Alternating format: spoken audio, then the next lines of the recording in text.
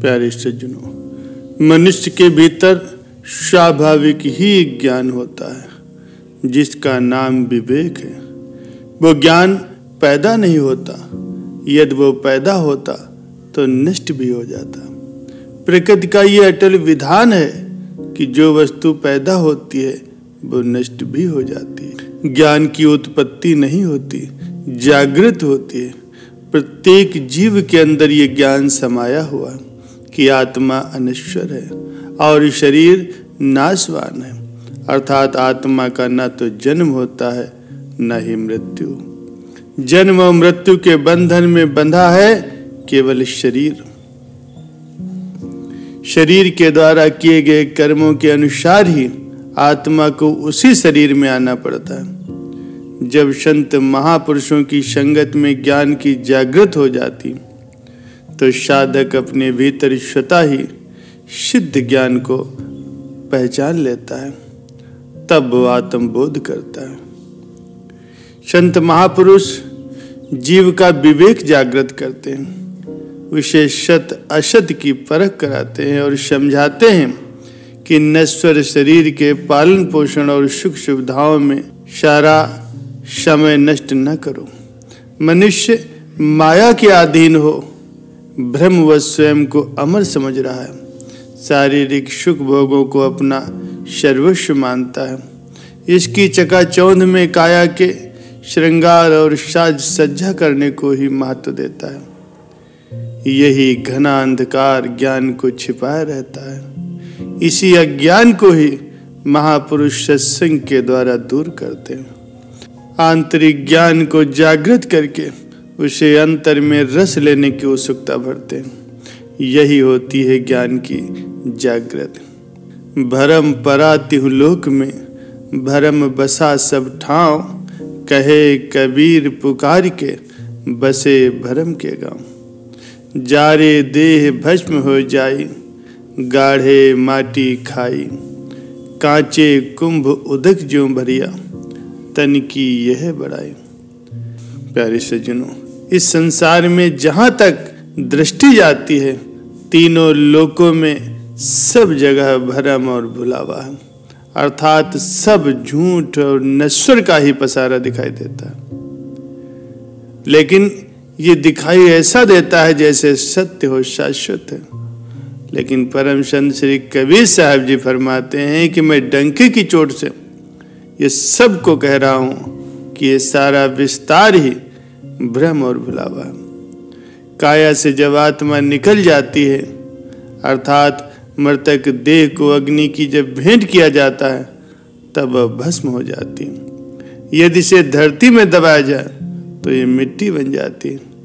जैसे मिट्टी के कच्चे घड़े में पानी भर दो तो उसी समय ये ढह जाती है। ये मानव शरीर भी उसी प्रकार से है। अर्थात अगर आत्मा की लखता नहीं की तो इस मनुष्य जन्म को धारण करने से जीव को कोई लाभ नहीं हुआ।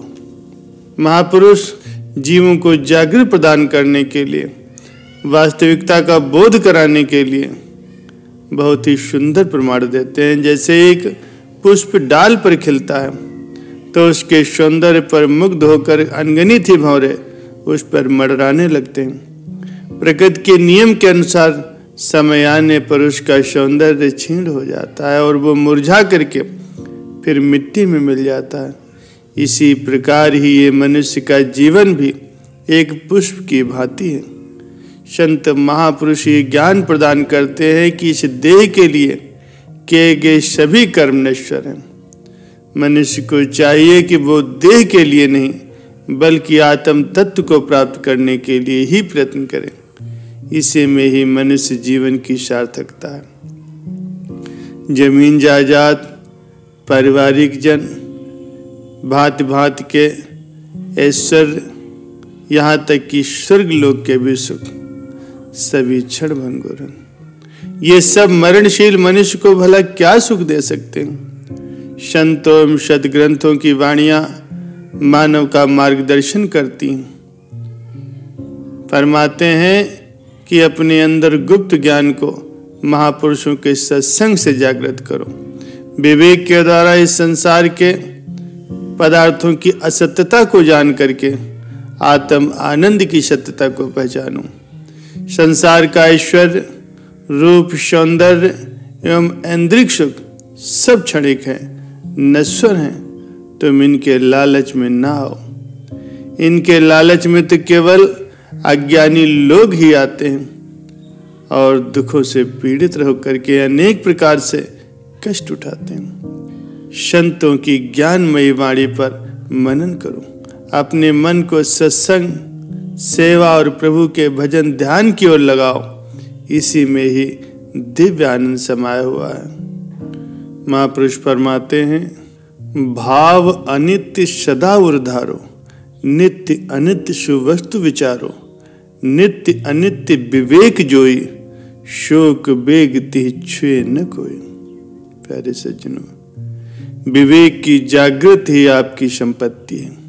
इस पूंजी की संभाल करो।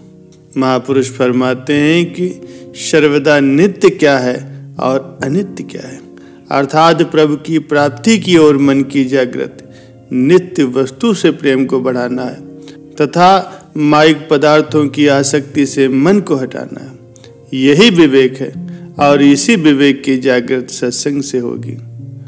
और जब विवेक की जागृत हो जाएगी तो समस्त दुख, संताप, कतरा मात्र भी आपको न छू सकेंगे। महापुरुष सदा यही उपदेश देते हैं कि बंदगी मालिक की करना असली तेरा काम था।